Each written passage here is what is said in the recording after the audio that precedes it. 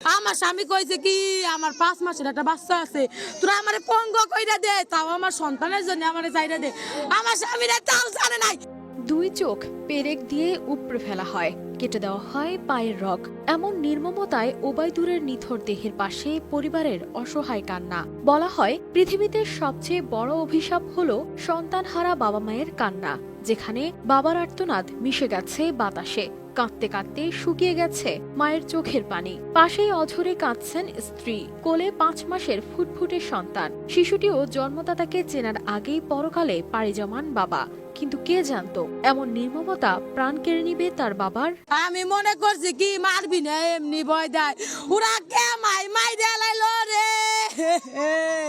আমার স্বামী কইছে কি আমার 5 মাসের একটা বাচ্চা আছে, তোরা আমারে পঙ্গ কইরা দে, তাও আমার সন্তানের জন্য আমারে চাইরা দে।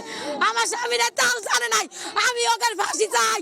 ফরিদপুরের কানাইপুরে কাঠমিস্ত্রি ওবায়দুর খানের 2 চোখ উপড়ে পায়ের রগ কেটে হত্যার অভিযোগ উঠেছে স্থানীয় ইউপি চেয়ারম্যানের ছোট ভাই খায়রুজ্জামান খাজার বিরুদ্ধে। এ ঘটনায় মরদেহ নিয়ে সড়ক অবরোধ ও বিক্ষোভ করেছেন বিক্ষুব্ধ এলাকাবাসী। খাজা মাদ্দারে ফাঁসি চাই।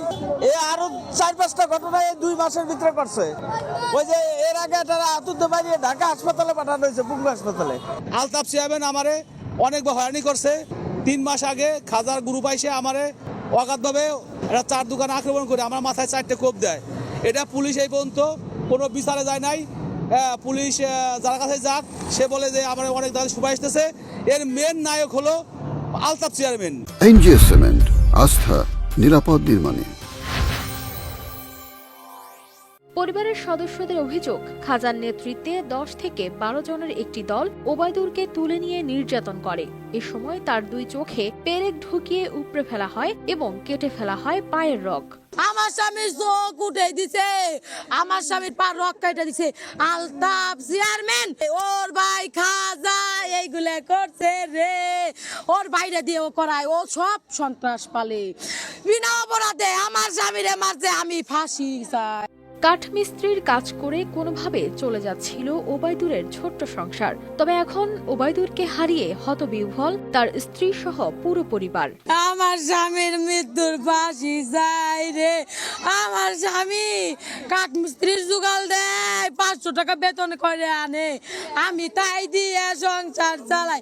শুধু আমার স্বামীর মেরে। আমার কল যেমন খালি আছে, খাজার মার কল এরকম খালি হোক, দেউতে এরকম তুষির আগুন জ্বালো। ফাঁসি চাই আলতাফের আর খাজার, আর যারা ওরে মারছে পুরে লোকের ফাঁসি চাই, ফাঁসি চাই, ফাঁসি চাই। আমার কোলের মার মারা গেছে রে ভাই, ওরে আমার ভাই রে, ওরে আমার ভাই রে।